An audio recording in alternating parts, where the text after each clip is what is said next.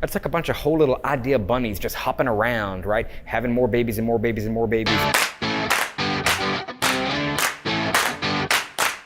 Hi, this is Q Manning, General Manager of Rocksaw Studios. And today's Q and Answers, we're going to ask a question. What is an innovation workshop? So all of us have had brainstorming meetings, right? Where we've gotten everybody together and we're trying to solve a problem or answer a big issue.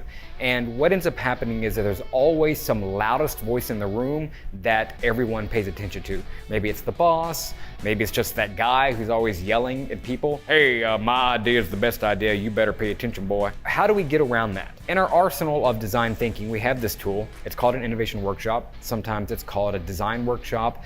Could just be called a workshop in general. There's one goal. We want the best ideas to rise to the top, and sometimes the quietest voices are the ones that have those great ideas. What are some of the key benefits of an innovation workshop like this?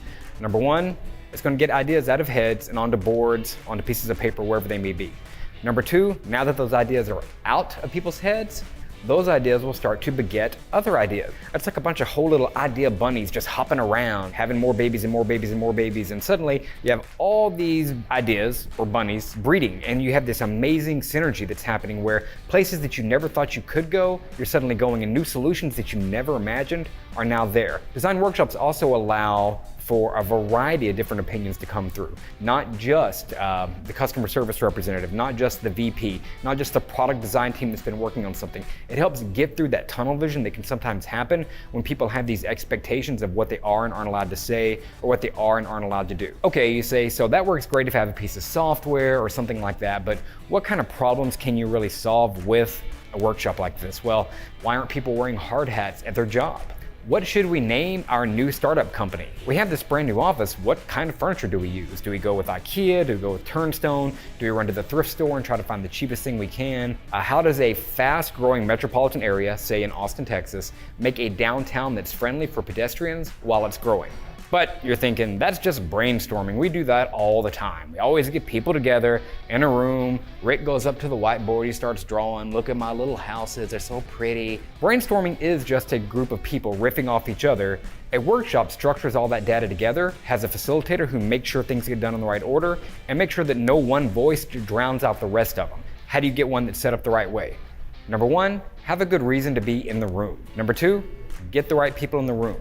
People at the top, people in the middle, people at the bottom. The goal here is a broad cross-section of different vantage points, lifestyles, day-to-day living, work environments, whatever they may have. You want as broad of a spectrum of solutions being provided to you in that room, and that happens through different diverse viewpoints. Of course, you need a facilitator. That can be an outside company like Rocksaw Studios, that can be an internal champion, because you want somebody new to come in who doesn't quite know all the politics and the dynamics of the team. And their job is going to be a timekeeper, to keep people moving forward, to keep ideas happening. Now, if it's an outside company like Rocksaw, we're going to bring in our own methodology, our own structure that we've found works really well. An individual on your team who's doing it for themselves, they can go to Google and they can find all this information. It's about finding what's going to work for you and your dynamics. You want to make sure that voting on the various different ideas as far as what's best is an anonymous endeavor.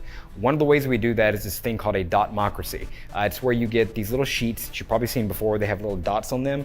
We try to get all the same color, hand them out to all the participants, and give each one of them X amount of dots, and tell them to go put those dots on the ideas they like the most. Because all the dots are the same color, no one knows who voted for what. The boss can't get upset that no one voted for their idea. And trust me, I've had plenty of my own ideas that nobody voted for. Last, and this is a big one, give yourself enough time to be successful. Maybe it's an hour, maybe it's 4 hours. We've done workshops that have been 2 hours, and we've done things that have lasted 5 days. I would say try not to be any less than 2 hours if you can help it.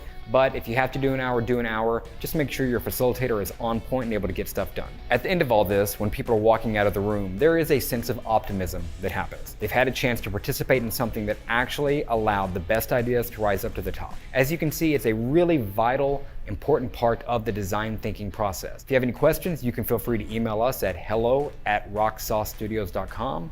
We'll get back to you as soon as we can. You can ask us questions about UX, UI, design sprints, workshops, development, whatever we do. We're happy to help you out. With that, I've been Q Manning. This has been Q and Answers. We'll see you next time.